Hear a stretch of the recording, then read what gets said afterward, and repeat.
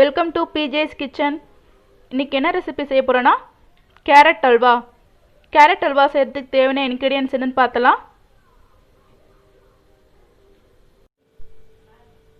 Carrot halwa செய்கிறதுக்கு தேவையான ingredients என்னென்னு பார்த்தலாம். கேரட் 250 கிராம் எடுத்திருக்கேன். நான் ஆல்ரெடி துருவி வச்சுருக்கேன். சர்க்கரை 100 கிராம் எடுத்திருக்கேன். முந்திரி, திராட்சை, ஏலக்காய் தேவையான அளவு. அப்புறம் ஒரு கப் பால் எடுத்திருக்கேன்.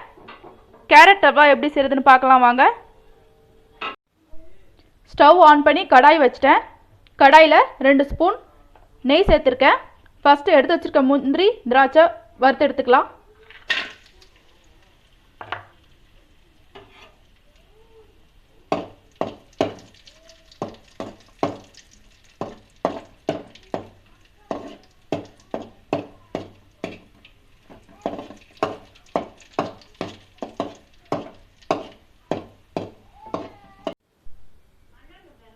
முந்திரி, திராட்சை ஃப்ரை ஆகிடுச்சு.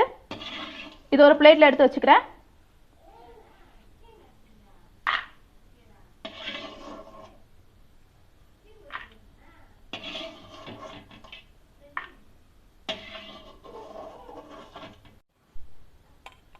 நெக்ஸ்ட் அதே கடாயில் கேரட் சேர்த்துக்கிறேன்.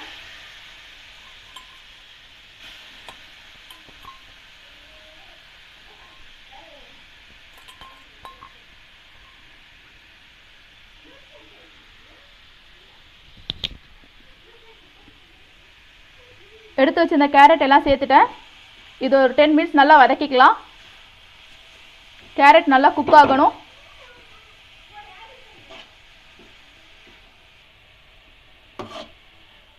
கேரட்டை நல்லா கலரிட்டே இருங்க. ஒரு 10 மினிட்ஸ் நல்லா வேக வச்சுக்கலாம். 10 மினிட்ஸ் ஆயிடுச்சு.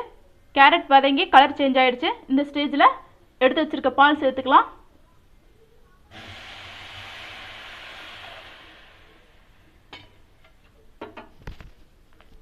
பால் சேர்த்துட்டு நல்லா கலரி விட்டுக்கலாம்.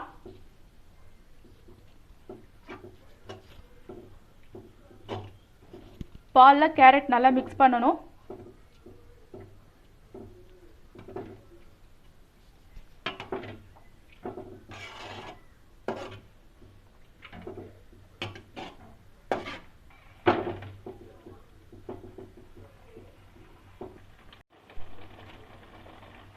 பால்லே கேரட் நல்லா வேகணும்.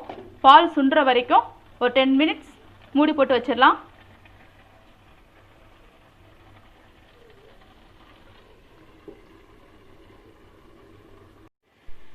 டென் மினிட்ஸ் ஆயிடுச்சு. ஓப்பன் பண்ணி பார்க்கலாம். பால் நல்லா சுண்ட காஞ்சிருச்சு. இந்த ஸ்டேஜில் தட்டி வச்சிருக்க ஏலக்காய் சேர்த்துக்கிறேன்.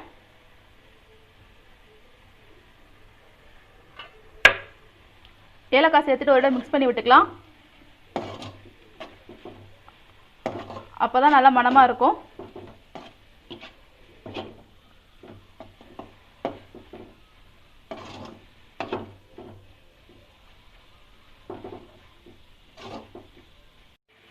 நெக்ஸ்ட் எடுத்து வச்ச சர்க்கரை சேர்த்துக்கிறேன். சர்க்கரை சேர்த்துட்டு நல்லா கலரி விட்டுக்கிட்டே இருங்க.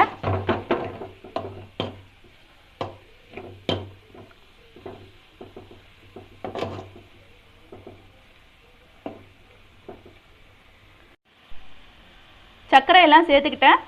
இது ட்ரை ஆகிற வரைக்கும் நல்லா வதக்கிக்கலாம்.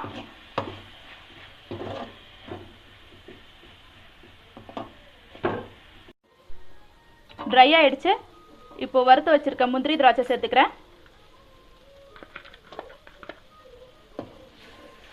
முந்திரி, திராட்சை சேர்த்துக்கிட்டு ஒரு மிக்ஸ் பண்ணி விட்டுக்கலாம். மிக்ஸ் பண்ணி விட்டுட்டு ஸ்டவ் ஆஃப் பண்ணிடுறேன்.